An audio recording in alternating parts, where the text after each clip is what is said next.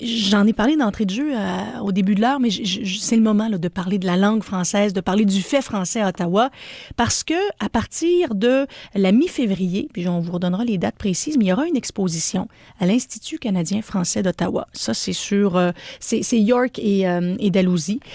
Exposition de photos d'archives de la base ville d'Ottawa. Écoutez, cet institut-là, si vous ne connaissez pas, il existe depuis 1852. Ce sont des gens qui ont fait beaucoup pour la survie du français à Ottawa, pour que cette langue-là puisse s'épanouir, pour que les francophones s'enracinent ici, dans la région de la capitale nationale. Donc, autour de la table, des gens qui vont nous raconter cette belle histoire de l'Institut canadien français. D'abord, Roger Rock, qui est le président de l'Institut. Monsieur Rock, rebonjour. Bonjour. Camille Chef, qui est responsable de la bibliothèque et qui s'occupe de monter, de mettre sur pied cette très, très belle exposition. Et on a invité celui à qui, j'ai dit ça tantôt, il a trouvé ça gros, mais à qui on a remis le flambeau, hein, l'héritier du fait français, Mathieu Fleury, qui est le conseiller à Ottawa, quartier 12, Rideau-Vanier. D'abord, je passe à vous, Roger Rock, parce que je veux savoir la mission première de l'Institut canadien-français. Là, si on remonte à 1852, au moment où Joseph Balsora-Turgeon a fondé cet institut-là, on faisait déjà beaucoup pour les Canadiens français, même qu'on leur permettait de prendre conscience de l'actualité. On leur lisait les Justement, c'est...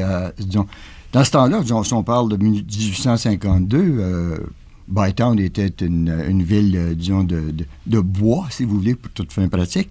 Et puis, M. Balsora-Turgeon, lui, faisait partie d'un cercle littéraire. Et puis, à un moment donné, c'est un groupe, disons, anglais et français. Et puis, on ne permettait pas aux francophones d'agir sur le conseil d'administration. Alors, M. Turgeon a décidé, on va fonder notre propre cercle littéraire. Et puis, il avait même dit qu'on va être ici plus longtemps que vous. Il y avait du front, monsieur. Et, absolument. Et puis, c'est un fait. 164 ans plus tard, on est encore là. M. Turgeon aussi était forgeron. Il était le premier maire francophone de Bytown. C'est lui qui a fait changer le nom de Bytown pour Ottawa? Exactement. C'est qu'il a été un des personnes qui ont fait des propos vers la reine Victoria pour que Ottawa soit la capitale du Canada. Et de changer le nom aussi de Bytown à Ottawa. Et de plus en plus, ce quartier-là, la Basse-Ville, est devenu un quartier francophone. Puis là, je fais un parallèle avec l'histoire, mais cette fameuse bataille des épingles à chapeau pour l'éducation en français, là, ça a quand même eu lieu il y a 100 ans.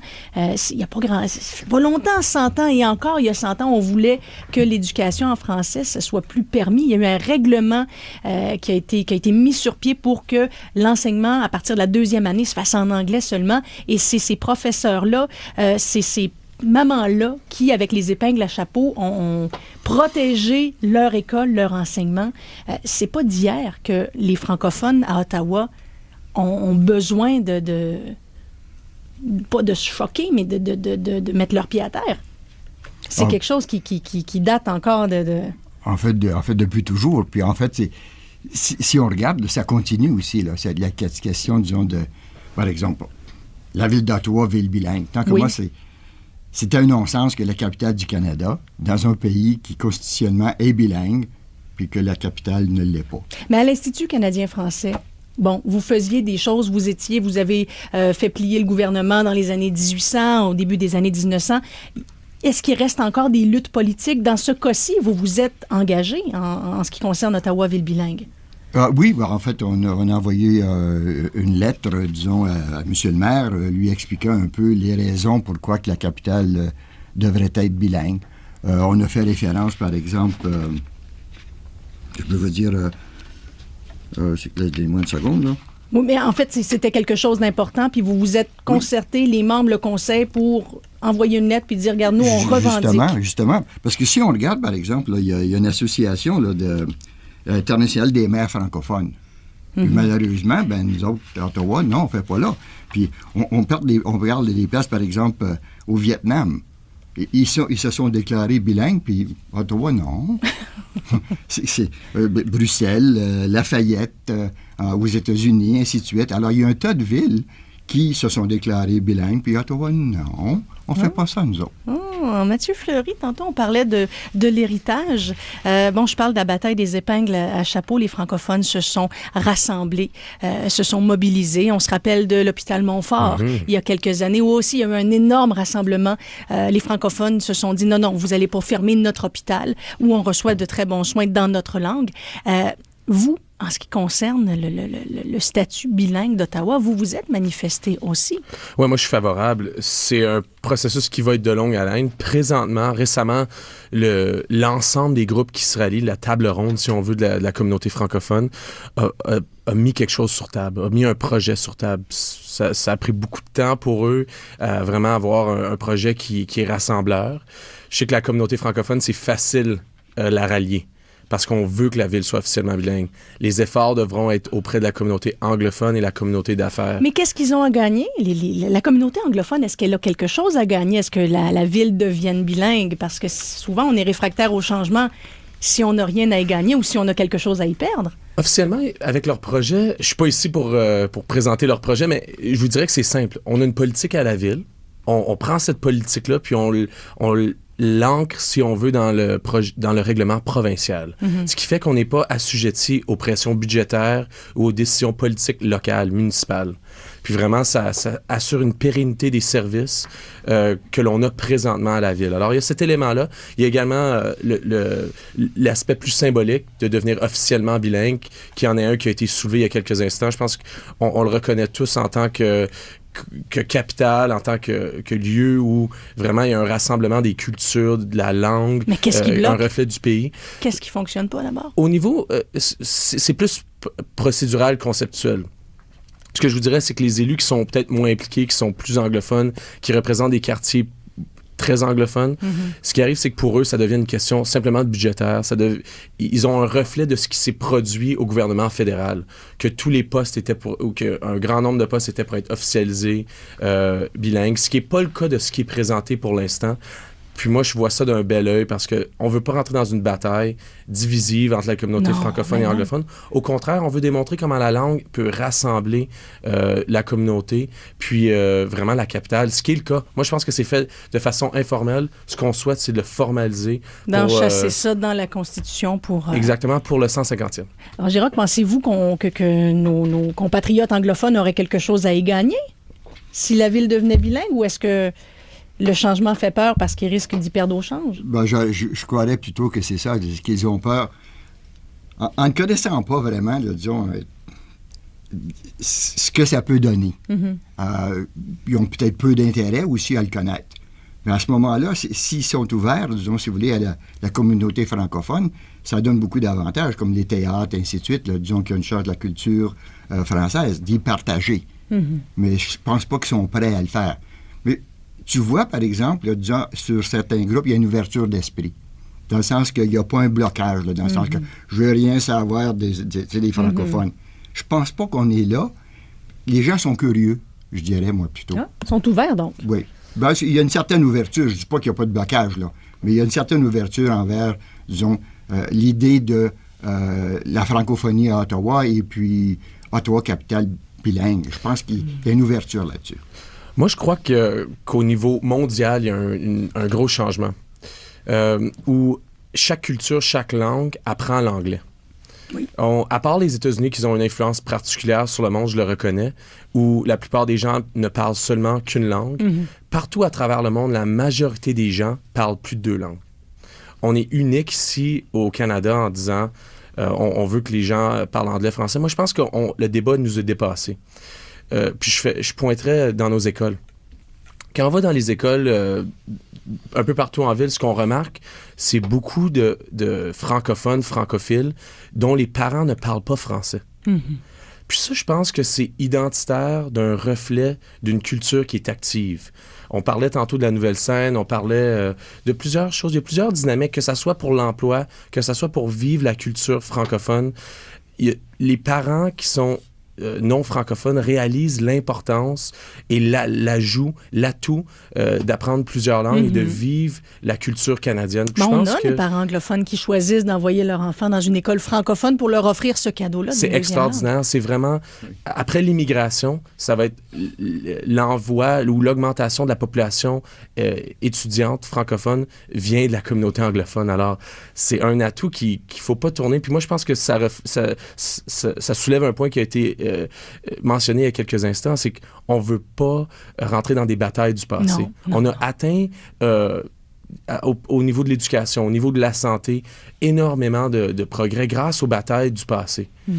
On n'est pas à risque de les perdre. On est ailleurs, mais on veut quand même voir un rayonnement de la communauté francophone. Mais je regarde justement le rayonnement de la communauté francophone. On disait que la Basse-Ville a été longtemps francophone. Puis vous me disiez, Camille Chef, c'est de moins en moins ça parce que la Basse-Ville, elle est de plus en plus commerciale. Le marché baisse, c'est commercial. Roger Roch aussi, vous me disiez ça. Donc, les quartiers francophones d'Ottawa, où ils sont maintenant? Est-ce qu'on peut dire Orléans? Est-ce qu'on dit Vanier? Est-ce que c'est là où vraiment le fait français est plus présent? Probablement, oui. Oui? Oui, parce qu'il y a eu un exode, là, à un moment donné. L'exode s'est fait lorsqu'on a fait les grands changements dans la Basse-Ville. Mon Dieu, peut-être la moitié des gens ont déménagé vers le Québec, plutôt. Les autres ont déménagé, disons...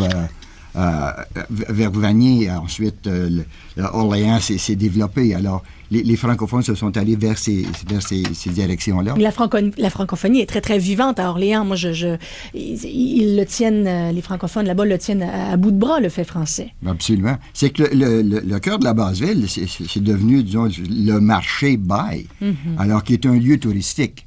Alors, on invite les gens, puis on leur offre, disons, des restaurants, on leur offre des activités. Mais la majorité des activités, évidemment, sont en anglais. Si vous marchez sur la rue d'Alousier aujourd'hui, dans le temps qu'il y avait, on allait chez Pajot, on allait chez Boisvenu, on allait chez Clermont. Maintenant, c'est toutes des organisations qui sont anglophones maintenant. Alors, la Basse-Ville, pour elle-même, elle a changé, en fait, du blanc au noir, si tu veux, là, essentiellement. Camille Chef, dans votre exposition de photos en février à l'Institut canadien-français, vous nous présentez la Basse-Ville telle qu'elle a été au début des années, en 1900-1950. On couvre quelle partie? Disons, depuis plus ou moins depuis le début 1900. Alors, c'est des photos de maisons, d'institutions d'enseignement et autre chose. Alors, les gens vont voir aussi des articles qui donnent certaines explications de certaines choses. Il y a des gens qui vont reconnaître la ville dans laquelle ils ont grandi? Oh, absolument, oui. Moi, j'ai eu le plaisir de voir quelques photos avec vous. Puis, vous êtes vous avez été archiviste toute votre vie. Là, vous êtes à l'Institut celui qui a monté cette exposition-là. Donc, lors de la présentation de l'exposition, vous êtes là pour donner de l'information supplémentaire aussi. C'est ça. C'est la quatrième exposition que l'Institut fait depuis... disons 10 ans, là, 12 ans. Alors, c'est un genre d'information aux membres de l'Institut et au public. Là, j'ai des gens qui m'écrivent sur les réseaux sociaux et qui me disent « Mais l'Institut canadien-français, Jade, c'est pas un club réservé aux monsieur seulement. C'est vrai que ce ne sont que les hommes qui peuvent être membres de l'Institut canadien-français. Oui. Moi, en tant que femme, je peux aller voir l'exposition. » Absolument, c'est ouvert au public. Ah oui? C'est ouvert au public. C'est un genre de porte ouverte. Monsieur le Président, moi, je me sens toujours la bienvenue quand je vais faire un tour à l'Institut canadien-français, mais je ne peux pas être membre. Il y en a que ça achale. Il y a des femmes que ça achale. Vous me disiez, puis j'ai trouvé ça bien drôle, c'est que si les femmes étaient membres, les messieurs n'auraient pas les mêmes sujets de discussion. Absolument. C'est vrai? Oui, c'est vous jasez de quoi? Oui, c'est pas qu'on jase tellement de choses différentes, là. C'est peut-être l'élément historique qui est le plus contesté à l'extérieur de l'Institut. Je pense qu'il y a beaucoup de souhaits de la part des gens plus jeunes, qu'il y a une ouverture de la francophonie. Il y a tout de même un respect de l'historique. Moi, je suis un de ceux qui n'est pas membre, puis honnêtement, avec tout le respect que je dois, moi, je crois qu'il doit y avoir un changement. Comme Justin Trudeau a dit, c'est 2015. On est rendu en 2016. Même temps, là, je me fais l'avocate du diable. En même temps, si les hommes veulent aller jouer dans leur cabane, dans les arbres, moi, est-ce que j'ai toujours le goût d'aller au party de gars? De même que, par exemple, si je faisais partie des filles d'Isabelle ou si je faisais partie du Cercle des fermières, je veux dire, il n'y a pas grand messieurs qui auraient envie de se joindre au club. Je suis pas d'accord. Je pense que il doit... Peut-être qu'historiquement, c'était le cas. Je pense que maintenant, avec les médias sociaux, avec les différences entre les genres sont très différentes en 2016 qu'ils ont été auparavant. Puis, il y avait des raisons historiques, l'implication politique et autres qui étaient peut-être significatives. Moi, je crois que maintenant, il doit y avoir une ouverture. C'est sûr que présentement, l'Institut vit un peu cette discussion-là. Je suis conscient ça de s'en vient. certains On en jase dilemmes. de plus en plus. On va voir où ça va. Mais je pense que de la façon extérieure, on doit mettre une pression juste de dire... On doit continuer à ouvrir les portes parce que le but premier, c'est un rassemblement de la francophonie. Puis c'est pas essayer de rentrer dans des petites guéguerres communautaires. Là. C'est vraiment un point de repère où on peut faire reconnaître l'histoire, on peut avoir des discussions politiques, où il peut y avoir un vide culture. Je pense que l'Institut est très bon là-dessus au niveau des repas, au niveau des activités. Puis, on va voir un jour l'ouverture, j'y crois. Mathieu Fleury fait son devin. Alors, on verra. Roger Rock, vous allez nous faire signe si de grands changements... Moi, ce que je peux vous dire, c'est que, disons, ça serait la volonté des membres que les choses changent, parce qu'il faudrait qu'il y ait un référendum. On a eu justement l'occasion récemment, disons, de faire un sondage auprès des membres, pour savoir, disons, s'ils étaient prêts, disons, de se diriger vers, par exemple, accepter les femmes comme membres. Et puis la volonté n'y était pas. Je pense qu'il n'y aurait pas, de ma part, il n'y aurait pas d'opposition à ce qu'il y ait un référendum, que les choses, disons, que la chose soit discutée et puis voir où est-ce qu'on en est où ce vers quoi on se dirige. Mais dans le moment, là, c'est pas un sujet de discussion, là, disons, qui nous... C'est pas ça qui vous allume pour l'instant, mais ça viendra. Exactement. Peut-être vous viendrez célébrer avec nous, puis on en jasera si les choses bougent. Camille Chef, je veux juste avoir encore une fois la date de l'exposition pour être certain qu'on ait ça à l'agenda, s'il vous plaît. Dimanche, le 21 février. 21 février, puis à quelle heure on peut arriver? Vers 1h, si vous voulez. Oh, je veux. Oui, je le veux. Bon. Et, si tu me permets, oui, je vous permets, Jade, disons, dans le mois du patrimoine, aussi, le 14 février, oui. Il y a une causerie menée par Yves Breton sur l'évolution phénoménale de notre francophonie depuis la Deuxième Guerre mondiale. Oui. Ceci, encore, c'est à l'Institut le dimanche. Et ça, c'est ouvert à tout le monde, les causeries. Ouvert à tout le monde, de midi à 4 heures. Et vous avez autre chose aussi un petit peu plus tard en février. Vous avez plusieurs événements, comme ça, un calendrier d'événements où souvent il est question d'actualité, de francophonie, de la place des francophones à Ottawa. Une des choses, c'est le cercle littéraire. C'est vrai. Où les gens, une fois par mois, les gens, disons, de la communauté francophone sur les deux côtés de la rivière, sur l'Outaouais et d'Ottawa, un auteur peut venir faire présenter, disons, son dernier livre ou sur le quoi il travaille, puis il présente son œuvre. Et on discute comme ça. Et on discute de ça. C'est une table ronde.